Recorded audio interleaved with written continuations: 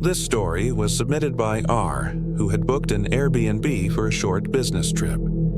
He arrived late in the evening after a long day of driving. All he wanted was a quiet place to rest before meetings the following morning. The house looked ordinary from the outside.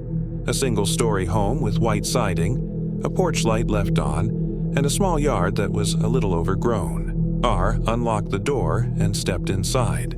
The air felt oddly stale, as if the windows hadn't been opened in a long time. The interior looked fine at first glance. There was mismatched furniture, a couch that sagged in the middle, and a dining table with a wobble in one of the legs. It was neat, but not clean. A thin layer of dust clung to the blinds, and there was a faint sour smell that lingered in the air. R told himself it was an old house and ignored it. He set his bag down in the living room and checked the kitchen. The counters were bare, except for a ceramic bowl filled with fake fruit. The fridge was humming but completely empty inside. He shrugged, grabbed a bottle of water from his car, and moved to the bedroom. The bedroom had a single queen bed, a nightstand with a lamp, and a tall dresser with a mirror fixed on top. The mirror immediately caught his attention. It was tilted slightly to the left, not centered like you'd expect, almost as if someone had adjusted it recently. He didn't think much of it, dropped his things by the bed, and went to shower. After rinsing off, he got into bed. He spent a little while scrolling on his phone before switching off the lamp. The house was silent, but not comfortably silent. There was a strange heaviness in the air. Not long after closing his eyes, he heard it, a faint creaking like the sound of footsteps above him. R froze, remembering that the listing had described the place as a single-story house. There shouldn't have been anyone upstairs. The footsteps continued for a few seconds, then stopped. The silence after was worse than the noise itself. He told himself it had to be the house settling, maybe the roof shifting from the cool night air. Eventually, he managed to fall asleep. At 3:12 a.m., R woke suddenly. His phone screen lit up on the nightstand, showing the time. The noise that woke him was clear this time. Footsteps, slow and steady, moving down the hallway. His heart pounded as he lay completely still, straining to hear. The steps grew closer, one slow shuffle at a time. Then they stopped just outside his bedroom door. The silence was suffocating. He stared at the outline of the door in the dark, waiting for the knob to turn. Nothing happened. No knock, no movement, just heavy silence pressing down on him. Minutes dragged by before he dared close his eyes again. The next morning, he checked the hallway. Everything was exactly where it should have been. Still, the unease lingered. He considered checking out, but his meetings were close by and he didn't want the hassle of finding a new place. That evening, he decided to adjust the mirror in the bedroom. The tilt bothered him, so he turned it to face the wall. He told himself it was silly, but he felt strangely relieved afterward. That night, he lay in bed staring at the dark ceiling, listening. The silence lasted longer this time, and just as he began to drift off, the mirror fell. It didn't just tip. It crashed violently to the floor, glass shattering across the room. Ear jumped out of bed, heart racing, and flipped the light on. The mirror lay in pieces, though it had been stable just hours earlier. As he stood barefoot, staring at the mess, he realized something that made his stomach drop.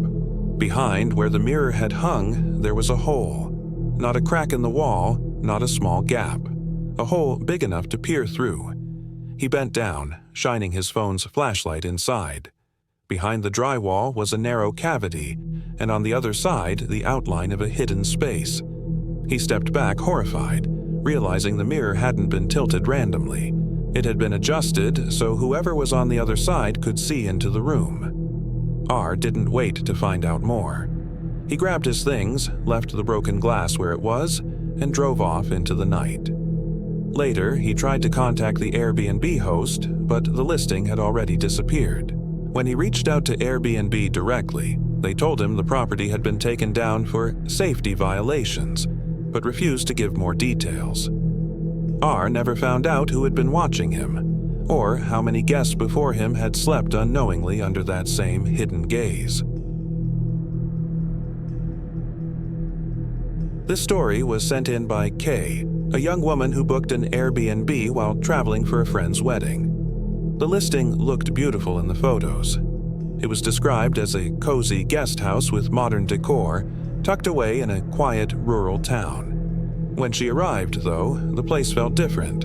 The driveway was long and unpaved, lined with trees that blocked out most of the late afternoon sun. At the end stood a small cabin-style home with dark wooden siding.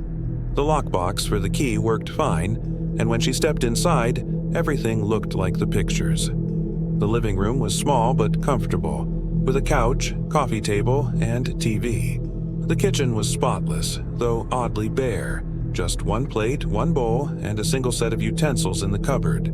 At first, she thought maybe the host kept things minimal. She unpacked her dress for the wedding, ironed it, and then decided to shower before heading to the rehearsal dinner.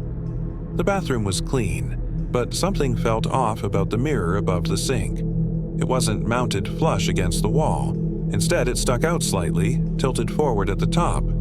Kay leaned closer, frowning. She thought she saw a tiny sliver of space at the edge of the frame, as if there was something behind it. She tried to push it back into place, but it didn't move. Eventually, she gave up and went to shower. That night, she returned late, exhausted from the dinner. She crawled into bed, set her alarm, and fell asleep almost immediately. At 2 a.m., she woke suddenly.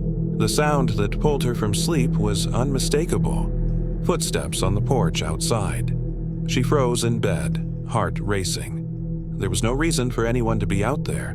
The host had mentioned no one else lived nearby. The steps moved slowly across the wooden boards, stopping just outside the door. Kay held her breath, waiting for a knock, but none came. After what felt like minutes, the sound faded, like whoever it was had walked back down the steps and away into the trees. She barely slept the rest of the night. The next morning, she checked the porch. Nothing seemed out of place, no footprints, no sign that anyone had been there. She convinced herself it must have been an animal. That day passed uneventfully. She attended the wedding, danced, and tried to push the unease from her mind. When she came back to the Airbnb that evening, though, something had changed. The bathroom mirror. This time, it was tilted even further forward, as if someone had pulled on it while she was gone. A chill ran down her spine. She hadn't touched it since the night before. She tried to rationalize it. Maybe it had loosened on its own. Maybe gravity was pulling it forward. But the thought didn't sit right. That night, she double-checked the locks before bed. She lay awake, straining to hear any sound from outside. Around midnight, she drifted into a light sleep. When she woke again, it wasn't footsteps that disturbed her. It was the sound of a faint, muffled laugh. It was coming from the bathroom. Her stomach dropped. She sat up in bed, staring down the dark hallway.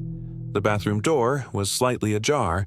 She couldn't see inside, only the faint outline of the mirror reflecting the moonlight through the window. The laugh came again, barely audible but definitely there. Kay didn't move. She sat frozen, too afraid to even breathe. Eventually, the noise stopped, leaving only silence. At first light, she packed her things, ready to leave. But before walking out, something compelled her to take one last look at the mirror. She approached it carefully, hands trembling. Up close, she noticed tiny holes around the edge of the frame. With a sudden surge of courage, she pulled at the mirror, harder this time. It came loose. Behind it was not a solid wall, but a small cavity. And behind that cavity, her blood ran cold, was a camera. A small black lens stared back at her, wires running into the wall. She staggered back, horrified, realizing someone had been watching her the entire time she stayed there. Without another glance, she grabbed her bags, ran to her car, and sped away down the dirt driveway. When she reported it to Airbnb, she never heard back. The listing disappeared within days, just like it had never existed. Kay still doesn't know who is on the other side of that camera, or if they're still watching someone else right now. This story was submitted by Dee, who had rented an Airbnb while traveling across the country for work. The place was advertised as a modern loft apartment in an older building downtown. The photos showed clean hardwood floors, tall windows, and a minimalist setup. It looked perfect. When Dee arrived, the building seemed older than he expected. The hallway smelled faintly of mildew, and the walls were painted a dull gray. Inside the unit, though, everything looked fine at first glance. There was a small couch, a mounted TV, a tidy kitchenette, and a lofted bed with stairs leading up. He unpacked, cooked some dinner, and tried to settle in. Later that night, while scrolling on his laptop, he heard something strange. It sounded like a faint scraping above him. At first, he assumed it was the upstairs neighbors, but then he remembered. This was a loft. There was no upstairs apartment. The noise continued off and on, like something shifting just above the ceiling. He brushed it off and went to bed. The following night, the scraping came again. This time, it was louder. Dee climbed the stairs to his loft bed and pressed his ear to the ceiling. The sound was directly above him, slow dragging, followed by soft thuds, as if someone was crawling. He barely slept that night. The next morning, he emailed the host about the noises. The host replied quickly, "No one else lives in that unit. You're the only one with access. Maybe it's pipes." Dee wasn't convinced. That evening, he decided to investigate. He looked for attic access, but there didn't seem to be one. The ceiling was flat, no hatch, no ladder. But in the closet, behind the hanging coats, he noticed something strange. The ceiling panel there had faint seams around it, different from the rest of the ceiling. He got a chair and pushed up on it. It shifted slightly. A rush of cold air slipped through the gap. Dee climbed down quickly, uneasy. He decided to wait until morning before checking further. That night, the noises were worse. Not just scraping now, but faint whispers. He swore he could hear breathing directly above him. At one point, the panel in the closet creaked as though pressure was being applied from above. He locked himself in the bedroom and stayed awake until dawn. When daylight came, he pushed himself to look again. He climbed back onto the chair, shoved the panel open, and raised his phone flashlight. The beam lit up a narrow crawl space above the apartment. At first, it looked empty, but then, in the far corner, he saw them. Blankets, food wrappers, a plastic bottle filled with something yellow. Someone had been living up there. As he adjusted the light, it caught on something else. Eyes. A man was crouched in the corner, staring directly back at him. Dee dropped his phone in shock, the light spinning across the floor. By the time he scrambled back, the crawl space was silent again. He slammed the closet door shut and called the police immediately. When they arrived, they searched the unit thoroughly. In the crawl space, they found evidence of someone staying there for weeks, but the man himself was gone. The officers told Dee. It wasn't the first time they'd seen something like this in the area. Someone had likely gotten access to the building and slipped into the crawl space, using the Airbnb unit without the host even knowing. Shaken, Dee packed his things and left that same day. He never found out who the man was or how long he'd been living just a few feet above him, watching and waiting.